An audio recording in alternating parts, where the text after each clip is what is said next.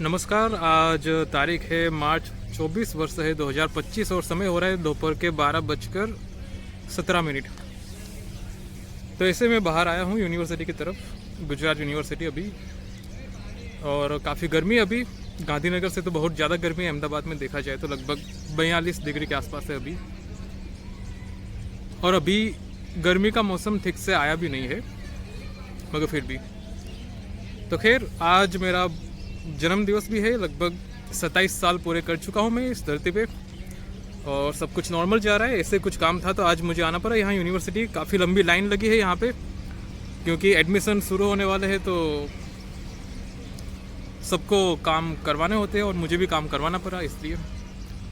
तो जब तक लाइन लगी है तब तक सोचा कि एक वीडियो बना लेता हूँ यहाँ पे। तो बात करते हैं अभी जो वर्तमान की सरकार है भाजपा की, कैसे उनकी फटी पड़ी है उसको लेके। पिछले एक साल में आपने और हम सभी ने ये देखा है कि अचानक से भाजपा वालों को हिंदुत्व ज़्यादा याद आने लगा। हालांकि ज़्यादा उन्होंने कुछ किया भी नहीं है, ज़्यादा कुछ नहीं किया उन्होंने। तो ज़्यादा तो कुछ हुआ नहीं है पिछले एक साल में। हालांकि बहुत बहस की है, बकवास की है, बयान दिए हैं, बस माहौल गर्म किया और कुछ नहीं। क्योंकि इनसे करने वाली बातें ज़्यादा कुछ होगी नहीं, क्योंकि ये एक ऐसे पिशाचू लोग हैं जिन्हें करना धरना कुछ नहीं, केवल भोग विलास करना है। और अगर तुम इनकी स्थापना के बाद देखो, इनको जब 2 सीटें मिली थी तब भी इन्हें पता था कि हमें ऐसे तो हमें आगे नहीं बढ़ पाएंगे ये लोग। फिर उन्होंने हिंदुत्व को पकड़ा, फिर हिंदुत्व की राजनीति को पकड़ा, फिर धीरे धीरे आगे बढ़े, और इस तरीके से 2 सीटों से 302 सीटें आई। यानी कि कहने का मतलब ये कि ये जो पार्टी है, इससे जहां भी फायदा दिखता है वो वहां पे चली जाती है, इन शॉर्ट। तो पिछले 11 साल से इनकी सरकार चल रही है। 10 साल तक तो साफ सूंघा रहा इन्हें, मगर पिछले आखिरी 1 साल में सरकार में काफ़ी कन्फ्यूज़न है, और कन्फ्यूज़न होना भी चाहिए। अगर आप लंगड़ी सरकार लेके चल रहे हैं तो कन्फ्यूज़न होगा। और वो कहावत है ना, जैसा करोगे ऐसा भुगतोगे, कुछ ऐसी ही कहावत यहाँ पे साबित हो रही है इनके सामने। बेसिकली हुआ ये है, पिछले कई सालों से मैं बात करूं, लगभग पिछले 10, 12, 15 सालों से इनकी जो मानसिकता है भाजपा वालों की,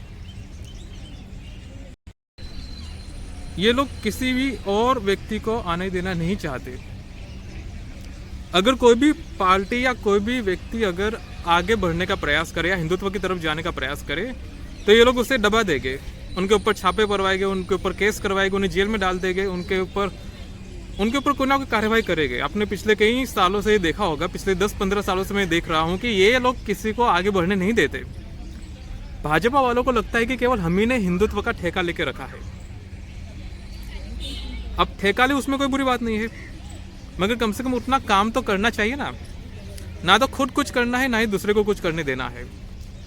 और उसी का एक बहुत ही बुरा परिणाम, घटिया परिणाम ये आया कि पिछले 10-15 सालों में कोई भी पार्टी हिंदुत्व के लिए उभर नहीं पाई।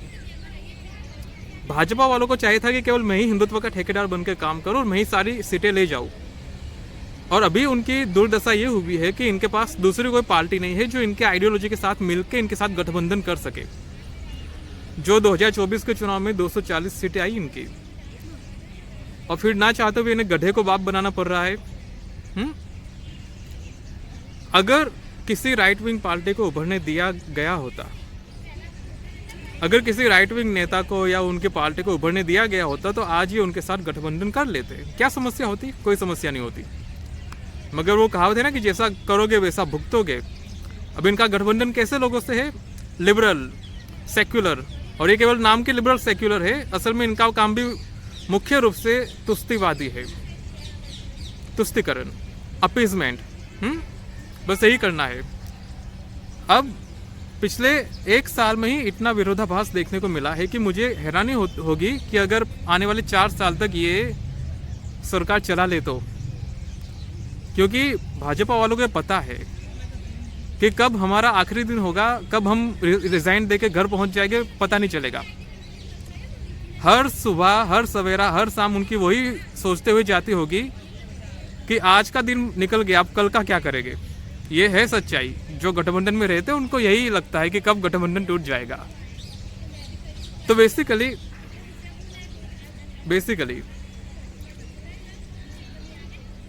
जो मेन पॉइंट यही है कि इन्हें सारी चीजों की तैयारी करके चलना पड़ेगा। अब विकल्प कुछ 2-4 है, केवल 2-4 विकल्प है। 2-4 विकल्प ये है कि या तो आप दूसरी पार्टी के नेताओं को ले लीजिए, जैसे कि शिवसेना के साथ किया, जैसा कि एनसीपी के साथ किया, कांग्रेस वालों के साथ करते हैं ये लोग। ये एक उपाय है कि आप दूसरे पार्टी के नेताओं को ले लीजिए और गठबंधन में डाल दीजिए, अपने आप को बराबर कर दीजिए, ठीक है। अब ये हो जाए तो ठीक है, नहीं होता तो फिर वो समस्या की बात है। दूसरा विकल्प भाजपा वालों के पास ये है कि जो गठबंधन के साथी है उन्हें मना के बिठा के रखे, जो कि मुझे लगता नहीं कि होगा।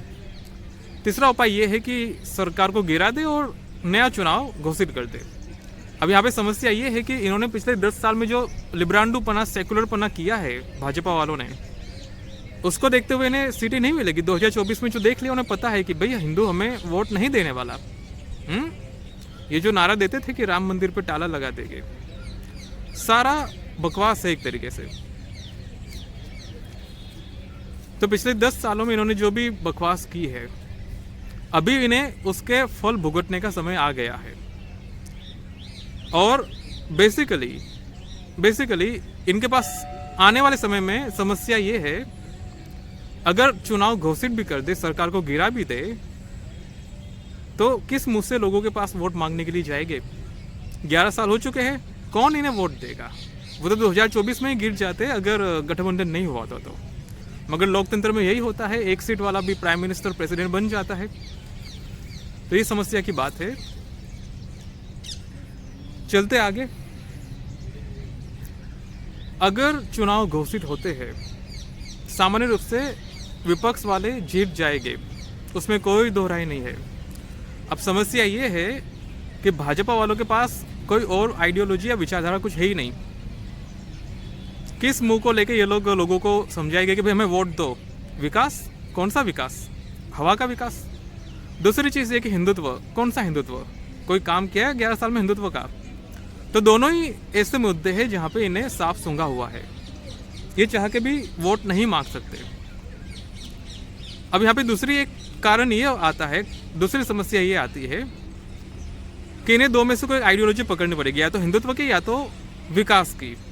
विकास पे लोगों का भरोसा उठ चुका है, वरना 2024 में वोट मिल चुका होता है। दूसरी बात ये कि हिंदुत्व पे कैसे वोट मांगेंगे? अब समस्या ये है कि हिंदुत्व पे वोट मांग भी ले तो मगर जो दूसरे साथी है वो इन्हें छोड़ के चले जाएंगे ना। फिर जो दूसरे साथी है वो छोड़ के चले जाएंगे इन्हें। अब जो दूसरे साथी है उन्हें अगर मना के रखना है तो इन्हें सेक्युलर बनने रहना पड़ेगा, तुष्टीकरण करना पड़ेगा, लिब्रांडूपना करना पड़ेगा। अब समस्या ये है कि अगर ये लिबरल बने भी रहे, सेक्युलर बने भी रहे, तो भी समस्या ये है कि हिंदुत्व का वोट बैंक इन्हें नहीं मिलने वाला है ना। और समस्या ये है कि अगर ये हिंदुत्व का राग अलापने लगे, जो कि अलाप रहे हैं पिछले 1 साल से, और मैं देख रहा हूँ कि तैयारी कर रहे हैं चुनाव की, इन्हें पता है कि 4 साल तक रहेंगे कि नहीं रहेंगे क्या पता। अब समस्या ये है कि जितना हिंदुत्व चिल्ला रहे हैं, अचानक से इनका जो हिंदुत्व प्रेम जाग उठा है, तो इनके जो गठबंधन के साथी है नीतीश कुमार नायडू, ये इनसे दूर भाग रहे हैं। यानी कि अगर सरकार बचा के रखनी है तो चुप्पी साध के बैठना पड़ेगा, मगर चुप्पी साधी नहीं जा सकती। यही तो इनके समस्या का कारण है, और यही कहने का मतलब है कि इनकी फटी पड़ी है, और फटी रहना आवश्यक भी है इनका। क्योंकि जो भी दूसरी पार्टियां थी हिंदुत्व की या नेता थे, उन्हें ये आने नहीं देना चाहते थे।